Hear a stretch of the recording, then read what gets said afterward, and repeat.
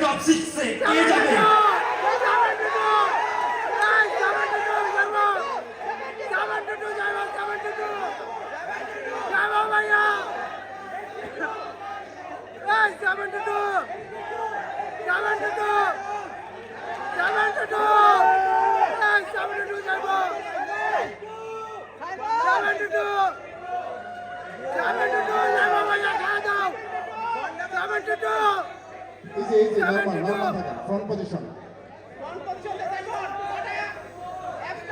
এখন শুধু অপেক্ষা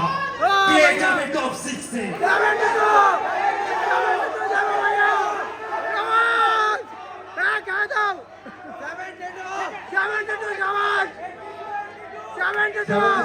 পিছনে যাবে